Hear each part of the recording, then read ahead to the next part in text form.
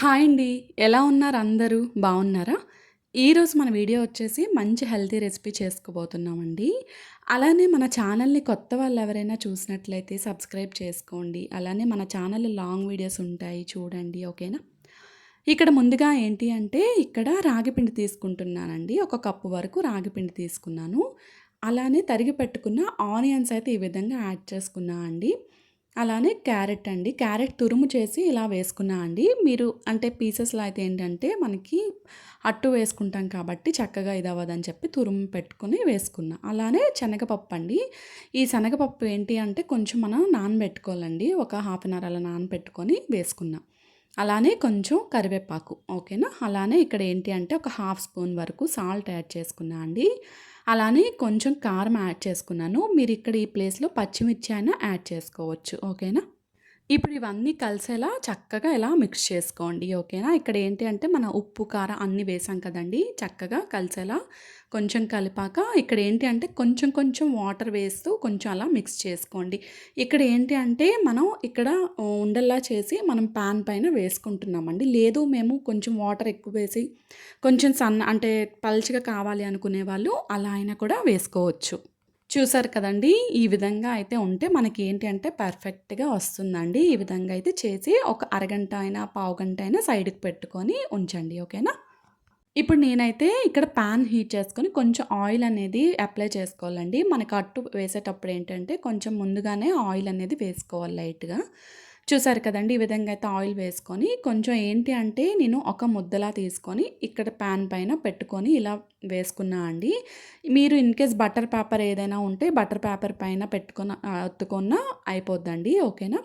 లేదు ఇలా అయినా కూడా సింపుల్‌గా వేరంగా కూడా అయిపోతుంది. ఓకేనా. చూసారు కదండీ!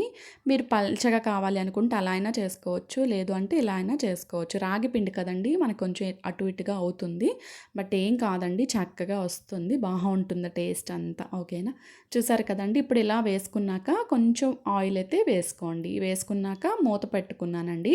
మూత పెట్టుకొని ఇంకా మనం టర్న్ ఇటు అటు చేసుకొని ఇంకా ఫ్రై చేసుకోవటమే అండి. ఓకేనా. అంతే అండి. చాలా సింపుల్‌గా అయిపోతుంది మనకి. చూసారు కదండీ! వన్ సైడ్ అయితే మనకి అయిపోయింది. ఇంకా ఈ సైడ్ కూడా మనం టర్న్ చేసి కాల్చుకోవాలి చక్కగా ఈ అట్ట అనేది. చూసారు కదండీ! ఫ్రై చేసేస్తే మనకి చక్కగా అట్ట అనేది చక్కగా వస్తుందండి. మనకి ఏంటి అంటే ఇది హెల్తీగా బ్రేక్‌ఫాస్ట్‌లో అయినా, డిన్నర్‌లో అయినా తినొచ్చు చక్కగా బావుంటుంది. పిల్లలు కూడా తినను అనేవాళ్ళు దీనిలో కొంచెం ఇలా శనగపప్పు ఇవన్నీ మిక్స్ చేసి వేస్తే ఏంటి అంటే చక్కగా తింటారు. ఓకేనా. ఈ విధంగా అయితే ఇలా పాన్ పైన అయితే నేను చేసుకున్నా అండి.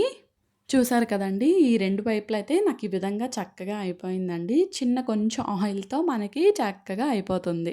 ఓకేనా. చూసారు కదా! మీరు కూడా తప్పకుండా ట్రై చేయండి. ఎలా వచ్చిందో నాతో కామెంట్‌లో షేర్ చేయండి. అలానే టేస్ట్ కూడా అయితే పర్ఫెక్ట్‌గా చాలా బావుంటుందండి. మీరు దీనిలో ఇంకా ఏమైనా యాడ్ చేసుకోవాలన్నా కూడా యాడ్ చేసుకోవచ్చు. అంటే ఇన్‌కేస్ మీకు ఇలా డైరెక్ట్‌గా వేయలేము అనుకునే వాళ్ళు బియ్యపు పిండి కొంచెం కలిపైనా అంటే చేసుకోవచ్చు. ఓకేనా. ఇంకా క్రిస్పీగా వస్తుంది. బట్ రాగిపిండి ఓన్లీ రాగిపిండితో చేస్తే ఏంటి అంటే ఆ టేస్ట్ అంతా వేరేగా ఉంటుంది. చూసారు కదండీ! ఈ విధంగా అయితే అన్నీ ఇలా వేసుకున్నా అండి. ఇలా చక్కగా చేసుకున్నాను. మీరు కూడా తప్పకుండా ట్రై చేసి బ్రేక్‌ఫాస్ట్‌లో ఇది యాడ్ చేసుకోండి బావుంటుంది. చట్నీతో అయితే సూపర్ ఉంటుందండి. నేనైతే ఇక్కడ పల్లీ చట్నీ చేశాను. ఈ పల్లీ చట్నీలో ఏం లేదండి. పల్లీ చట్నీలో ఒక చిన్న ఆనియన్, పచ్చిమిర్చి అలా కొంచెం చింతపండు వేసి చేసేయటమేనండి. అంతే చూసారు కదండీ! అయితే చాలా వచ్చింది నాకు. మీరు కూడా తప్పకుండా ట్రై చేయండి. ఓకేనా. అలానే నా వీడియోస్ చూస్తున్న ప్రతి ఒక్కరికి థ్యాంక్ యూ సో మచ్ అండి. ఇలానే సపోర్ట్ చేస్తూ ఉండండి. లైవ్‌లో కూడా చాలామంది సపోర్ట్ చేస్తున్నారు. మీ అందరికీ థ్యాంక్ యూ సో మచ్ అండి. బాయ్ అండి.